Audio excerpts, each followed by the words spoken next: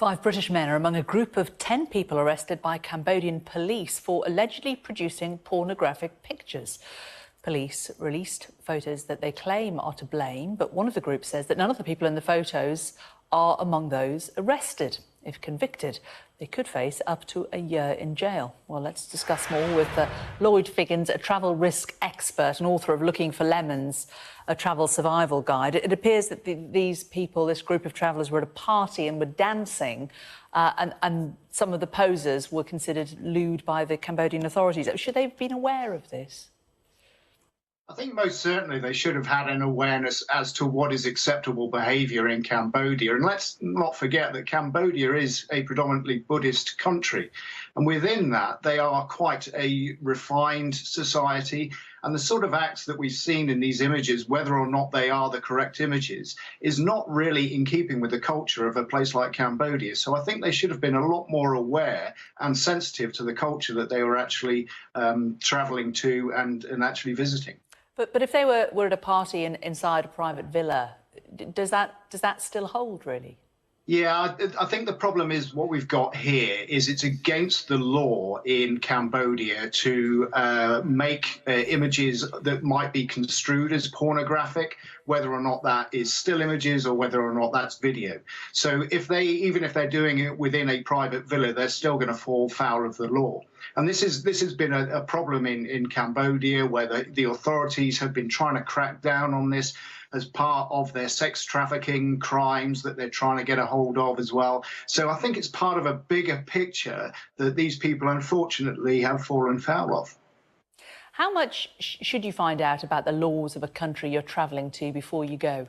Well, obviously, the more the better, and that's where the Foreign and Common Office advice is actually got to be a first stop for when you actually go to these places.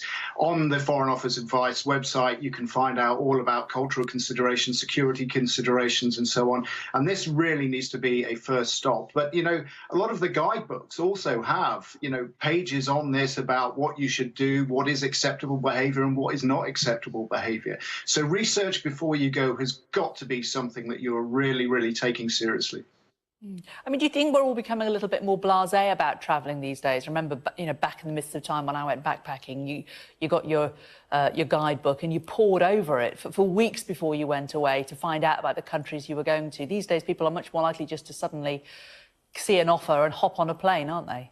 Yeah, and travelling has become a lot easier and therefore less of a requirement to do the research. And a lot of that research is now done online. People do it, almost quite cursory. As you said, you probably got your Lonely Planet out or something similar and were reading it whilst you're actually travelling. But also talking to other travellers and seeing what experiences they've had that, might be coming from an area that you're going to is always a good source of information.